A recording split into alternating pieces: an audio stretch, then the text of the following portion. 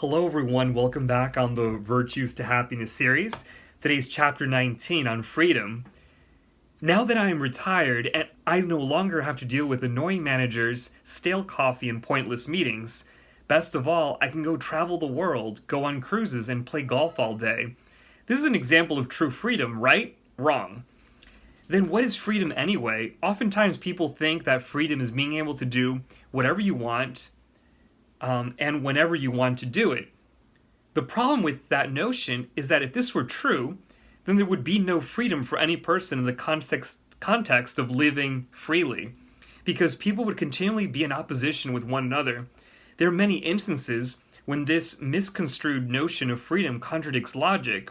For example, if there are two people driving cars on separate lanes and both want to merge into the same spot of the same lane at the same time, and both ignore the traffic laws, let alone the laws of physics, and the incident is bound to end in disaster.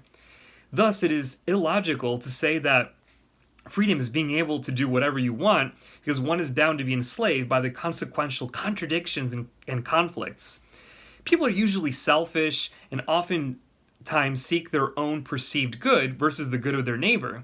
People enjoy talking about freedom when they use it in their own pragmatic manner and in their own particular circumstances. People often define the term freedom as being free from rather than being free to. Defining freedom as being free from oppression places an emphasis on rights and entitlement, but the definition is lacking in the secondary part, which is that of one's responsibilities and duties. If freedom is a virtue, then there must be an action or decision that takes place. There's no such thing as an idle virtue. Every virtue involves an act of the will.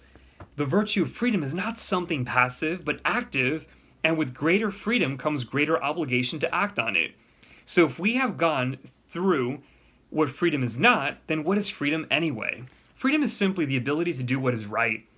This definition can be applied both to the individual and to society.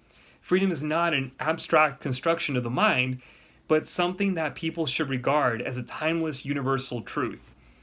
The virtue of freedom is paradoxical, because when one limits and sacrifices oneself to submit to what is right and just, they're actually more free than someone who does not restrain their whims or frivolous desires. In other words, the more you enslave yourself for the sake of a noble goal, the freer you are, and the more you free yourself from what you should be doing, the more enslaved you become. The reason is because a person who does not choose to do what is right will always be a slave to their own vices. At best, that person is limited by having to settle for an inferior good.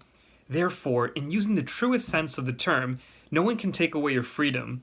We can be stripped of all worldly goods, be shunned from all opportunities, and even ostracized from society, yet no force can ever take away from us the virtue of freedom. Thank you.